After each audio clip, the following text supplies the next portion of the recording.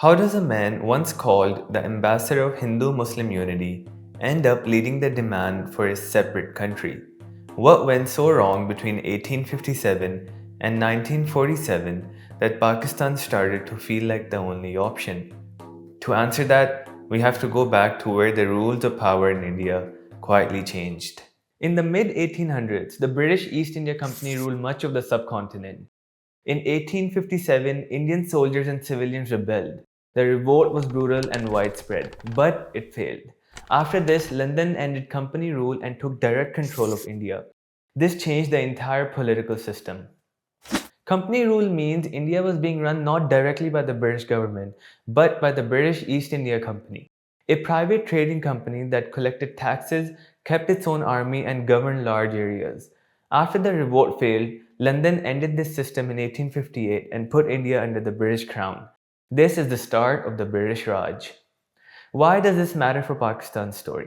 Because from 1858 onward, the British state, not a trading company anymore, set the rules for power, representation, and identity. Those rules shaped how communities, including Muslims, thought about their future.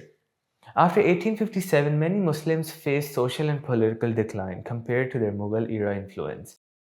One key voice said, adapt to the modern world, learn English, embrace scientific education, and compete. That voice was Sir Syed Ahmad Khan, whose Aligarh movement built modern schools and a new Muslim middle class. He founded the Muhammadan Anglo-Oriental College in 1875 at Aligarh. In 1920, the college was raised by statute to Aligarh Muslim University. Aligarh wasn't just building, it was a plan for dignity in a system that now rewarded English medium skills.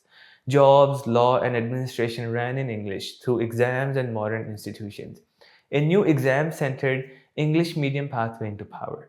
Without these skills, Muslims risked falling behind. That fear of being outnumbered and outcompeted became a long term political concern. Background matters here though. Muslim learning wasn't missing before Aligarh, it was different. In madrasas and maktabs, students studied Quran, Hadith, law, Arabic grammar and literature, and logic, and even in some places, mathematics and natural science. Those strengths didn't line up neatly with the new English exam bureaucracy. Sir Syed Ahmad Khan tried to bridge that gap. Education is part one, numbers and power are part two. Look at the 1901 census for British India. Hindus 70.37%, Muslims 21.22%. With those proportions, many Muslim leaders worried that in elected bodies, based on headcounts, Hindu majorities could outvote them unless there were clear safeguards. Whether you agree with that fear or not, it was real, and it shaped politics. So in December 1906, Muslim leaders met at Dhaka and founded the All India Muslim League. Their goal was to represent Muslim interests within the colonial system. This was politics, not separatism, and it began as a way to secure fair voice, not to break the country. In 1909, the British passed the Indian Councils Act.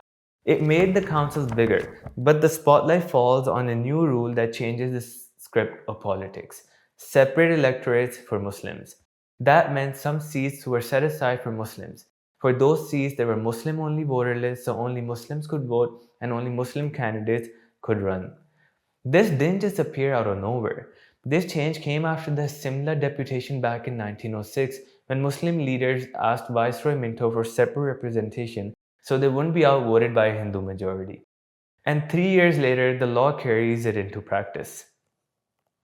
Though very few people at that time could vote, you had to meet property, tax, or education rules to get on any voter roll. So most Indians, including most Muslims, had no vote. But still, separate electorates guaranteed some Muslim seats, especially in provinces where Muslims were a minority. So why separate electorates? British officials argued it protected minorities and made councils more representative. This move increased representation but also hardened politics around religious identity. Now, Muhammad Ali Jinnah.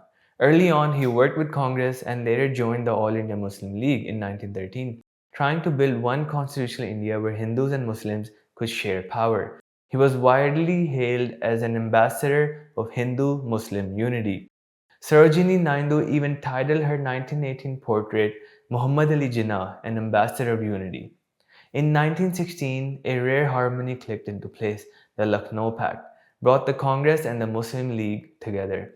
They agreed on reforms and on Muslim weightage in seats, a rare high point of cooperation. For a time, both sides believed power sharing was possible. However, the unity didn't last. In the 1920s, Gandhi turned politics into a mass, non-violent fight against the British colonial government and its laws, boycotting British goods, schools, courts, titles, and refusing unfair taxes. The goal was self-rule. Two of the most powerful Muslim voices in mass politics at this time were the Ali brothers, Maulana Muhammad Ali Johar and his elder brother Maulana Shaukat Ali. Both were Aligarh men. They studied at the Muhammadan Anglo-Oriental College in Aligarh, the institution that later became Aligarh Muslim University. After the First World War, the brothers emerged as key leaders of the Khilafat movement, launched in 1919 to protest British policies towards the Ottoman Caliphate. It's a big story in its own right, so I'll cover the Khilafat movement in a separate video. For now, what matters is that the Ali brothers joined forces with Mahatma Gandhi. Together, they linked the Khilafat cause with Gandhi's non-cooperation movement and helped mobilize large numbers of Muslims to withdraw their support from British rule. Muhammad Ali Jinnah, a lawyer by temperament, didn't like street agitation. He preferred to work within the law, negotiating and bargaining inside the constitutional forums. The two big parties drifted apart on how to protect minorities. Then came a sharp exchange of blueprints, the Nehru Report. A senior Congress leader and former Congress President, Motilal Nehru, chaired the All Parties Conference Committee that drafted the 1928 Nehru Report. It proposed a future constitution with joint electorates and strong central power. Many Muslim leaders felt their safeguards were being rolled back. Muhammad Ali Jinnah replied with his 14 points in 1929. A federal system with strong provincial autonomy, effective Muslim representation, separate electorates unless a community chose to drop them, and cultural educational protections. Why did Muhammad Ali Jinnah harden his stance?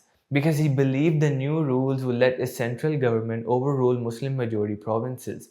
He moved from being the ambassador of Hindu-Muslim unity to a lawyer of Muslim political rights. While this debate simmered, another stream of thought was forming. A poet-philosopher entered the political frame with an idea. On 29th of December 1930 at Allahabad, Sir Muhammad Iqbal proposed consolidating the northwestern Muslim majority provinces, Punjab, Northwest Frontier Province, Sindh and Balochistan, should be amalgamated into a single state. He added self-government within the British Empire or without the British Empire. The formation of a consolidated Northwest Indian Muslim state appears to me to be the final destiny of the Muslims, at least of Northwest India. He didn't draw a map or proclaim a new country that day. He planted a seed for an alternative constitutional arrangement. In January of 1933, Chaudhry Rahmat Ali, a Muslim student studying law at Cambridge, published a pamphlet titled Now or Never, Are We to Live or Perish Forever, in which he coined Pakistan, Pakistan. The I was indeed adopted soon after, both to smooth pronunciation and in widespread explanations tied to Indus Sindh. He used it as a proposed name for a separate Muslim homeland in northwest India, built from Punjab, the Northwest Frontier Province, a former province of Pakistan that was renamed Khyber Pakhtunkhwa in 2010, and Kashmir and Sindh, and Balochistan. Chaudhry Rahmat Ali wasn't part of the Congress or the Muslim League leadership. His plan was an official policy. Most leaders, including Muhammad Ali Jinnah at the time, were still pursuing constitutional safeguards within the united India. But the pamphlet gave the separation idea a clear label and map, and it quickly shaped public debate and language in the years that followed. Meanwhile, the British tried another round of redesign. Between 1930 and 1932, Indian and British leaders met in London at round-table conferences to discuss India's future. Those talks helped lead to the Government of India Act of 1935, which gave provinces more self-rule. Under that act, elections were held across British India between 1936 and 1937. The 1937 elections were a shock. Congress won big and formed ministries in most provinces. the Muslim League failed to form a government even in some Muslim majority areas. For many Muslim politicians and voters, 1937 felt like a preview of life under a permanent Hindu majority. By the late 1930s, Muhammad Ali Jinnah had reorganized the League and sharpened its message. The League shifted from a minority asking for favors to a nation asking for parity. On September 1st, 1939, World War II begins. 2 days later, on 3rd of September 1939, Britain put India into World War II without asking Indian leaders. Congress said it would only help if Britain made a clear promise of self-government, put Indians in charge at the center during the war, and commit to letting Indians write the constitution after the war. When that promise didn't come, Congress ministries resigned across the provinces between October and November of 1939. In response, Muhammad Ali Jinnah declared 22nd of December 1939 a day of deliverance, asking people to celebrate the end of Congress rule, which deepened the split with Congress. Unlike Congress, the Muslim League offered cooperation with the British war effort while pushing for Muslim safeguards and recognition. In March of 1940, the Muslim League met in Lahore. The Lahore Resolution called for grouping Muslim majority areas into independent states, where each unit would be autonomous and sovereign. The word Pakistan is not in the text and it spoke of states, an ambiguity that historians still debate. Why the ambiguity? It gave the Muslim League room to negotiate federal units, a confederation, or a separate state.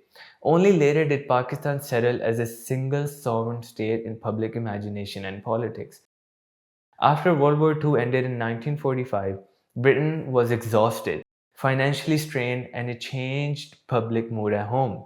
A new Labour government came in July of 1945 and accepted that Britain had to leave India, but wanted to do it in an orderly way that wouldn't trigger chaos. That's why you see a quick sequence of efforts to negotiate a transfer of power. First, the Simla Conference between June and July of 1945. Viceroy Revolt tried to put Indians in charge of his top council, but the talks collapsed because Congress and the Muslim League couldn't agree on who spoke for Muslims. And then the cabinet mission. Between March and June of 1946, three British ministers proposed keeping India together with a very small central government. The central government would only oversee defense, foreign affairs, and communications. Most powers left to provinces grouped by region. Both sides disagreed on key points, so it fell apart. To prepare for that handover, the British held elections to the central legislature in late 1945 and to the provincial assemblies in early 1946. The results changed the political math. The Muslim League won all the Muslim reserve seats in the central legislature and overwhelmingly carried the Muslim reserve seats in most provinces. This let Muhammad Ali Jinnah say credibly that the League, not the Congress, spoke for Muslim India. The Indian National Congress still emerged as the largest party overall and formed ministries in many provinces, but it did not win Muslim reserve seats in significant numbers. Therefore, when the British sat down to design the future, they now had two commanding partners to deal with, not one. Congress claimed to represent India as a whole, and the Muslim League claimed to represent India's Muslims. Why did the Muslim League surge now and not in 1937? Because by 1946, many Muslim voters felt they were choosing between A, the Muslim League's promise of strong community-specific protections, separate electorates, reserved seats, veto-style safeguards, and provincial autonomy, and the idea of Pakistan. Or B, Congress's push for a strong central government with joint electorates and far fewer community-based guarantees. Memories of how Congress ministries governed after the 1937 elections, plus the Muslim League's stronger organization and clear message, especially in Punjab and Bengal, helped the Muslim League surge in 1946. After the 1945-1946 elections, tensions exploded. Talks over India's future broke down. The Muslim League then called Direct Action Day on August 16th of 1946 to push its demand for Pakistan. Calcutta saw horrific communal violence. The shutdown and huge rally turned into 4 days of Hindu-Muslim rioting. Both sides attacked each other and several thousand people were killed. The slide toward partition accelerated. It wasn't just emotion or religion, it was about institutions and power. How votes turned into rule, who controlled the provinces, how to keep a permanent majority from dominating, and how to secure rights. In short, these were constitutional questions as much as cultural ones. By early 1947, trust had broken. The British accepted that a quick exit with partition might prevent civil war from spreading. The stage was set for independence and for the cost that would follow.